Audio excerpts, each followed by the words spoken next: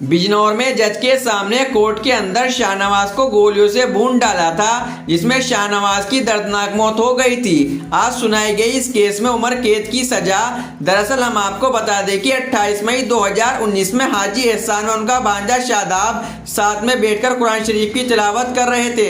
तभी वहां पर शूटर शाहनवाज और उसका साथी जब्बार मिठाई के डिब्बे में हथियार लेकर आते हैं और ताबड़तोड़ गोलियां चलाकर हाजी एहसान और उनके भांजे शादाब को गोलियों से भूनकर मौत के घाट उतार दिया था। जिसके बाद दिल्ली पुलिस उन्हें पकड़ लेती है और बिजनौर कोर्ट में पेश करने के लिए ले आती है, जहां पर इन दोनों अपराधियों का इंतजार हाजी एहसान का लड़का साहिल कर रहा था, जो नजियाबाद का रहने वाला है, जिसने इन दोनों की हत्या का प्लान बना रखा था। साहिल ने अपने दो साथी अकराज जो किरतपुर का रहने वाला है और दूसरा साथी सुमित जो शामली का रहने वाला है, इन तीनों ने कोर्ट में घुसकर जज के सामने शाहनवाज को गोलियों से भून दिया था, जिसमें शाहनवाज की मौके पर ही दर्दनाक मौत हो गई थी और उसका साथी जब्बार भगदड़ का फायदा उठाकर मौके से फरार हो गया था। कोर्ट में मौके पर मौजूद पुलिस ने इन तीनों हमलावर को पकड़ लिया था, जिसमें आज न्यायाधीश प्रकाश चंद्र शुक्ला ने सुमित को सुनाई उम्र कैद की सजा।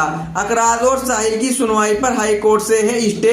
सुमित के खिलाफ सुनवाई हो चुकी है। देखिए इस पूरे मामले में सरकारी वकील मुकेश चौहान ने क्या कहा, सुनिए उन्हीं की जुबानी। सभी भाई चैनल को सब्सक्राइब करें और हमारी वीडियो को ज्यादा से ज्यादा शेयर करें। कोर्ट में मर्डर हुआ था, कोर्ट के अंदर आज सजा हुई है, क्या पूरा मामला है?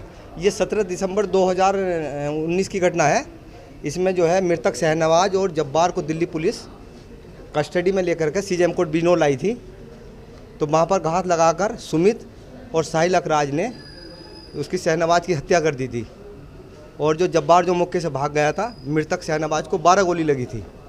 इसमें पुलिस पार्टी पर भी जानलेवा हमला किया था और उसमें कांस्टेबल मनीष के भी जो है ठोडी में गोली लगी थी और अगर सही ट्रीटमेंट में लेता तो मनीष की भी जान जा सकती थी। इसमें दो लोग माइनर थे, साहिल और अकराज। तो साहिल अकराज के ट्रायल पे जो है स्टे है हाई कोर्ट का। इसमें सुमित का ट्रायल हुआ और ट्रायल में माननीय उच्च न्यायालय और जनपद न्यायाधीश और शासन की मंशा के अनुरूप आधुनिक तकनीक का इस्तेमाल किया गया और इसमें बीसी से एविडेंस हुई, बीसी से उसकी प्रेजेंट हुई, 313 भी बीसी से हुई और कोर्ट ने उसको दोषी माना और उसको आजीवन कारावास की सज़ा सुनाई है और अर्थदंड से दंडित किया है।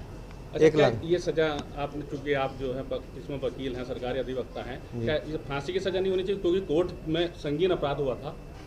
नहीं, हमने तो फांसी की सजा की डिमांड की थी, लेकिन ये कोर्ट का डिसीजन है। कोर्ट ने उसको जो है आजीवन कारावास की सज़ा सुनाई है। हमने फांसी की सज़ा के लिए पुरजोर कोर्ट से प्रेयर की थी, लेकिन फांसी की सज़ा न देकर के आजीवन कारावास की सुनाई है। कोर्ट ने इसको बृहत्तम श्रेणी का अपराध नहीं माना। अब तक कितने? अच्छा, ये हत्याकांड हुआ कहाँ पे था? ये हत्याकांड ये सीजेएम कोर्ट के अंदर हुआ था। वहाँ घुस करके इन लोगों ने बिजनौर में इन लोगों ने घुस करके जो है शाहनवाज की हत्या कर दी थी दिन दहाड़े। लगभग 2 बजे की घटना है ये। कितने अपराधों में लिप्त है ये? सुमित यहाँ तो इसी का ट्रायल था हमारे यहाँ और दूसरा ट्रायल इसका हमारे यहाँ नहीं था। तीनों से जो है मौके पे इन पे वेपन पकड़े गए थे, सारे विदेशी पिस्टल थे वो। अभी से कोई अधिकार है अपील का जैसे सजा हो गई इसके बाद भी कुछ है इसके पास? किसके पास? सुमित को अभी अपील के लिए वो फ्री है, अपील कर सकता अगर अपील करना चाहता है तो। अच्छा, हत्याकांड में क्या ये सुमित मुख्य आरोपी बनाया गया था कि क्या? नहीं, सुमित मुख्य आरोपी है। सुमित भी तीनों मुख्य आरोपी है। तीनों से विदेशी जो है पिस्टल बरामद है, तीनों से गोली चली है, FSL रिपोर्ट है उसमें। तो थैंक यू।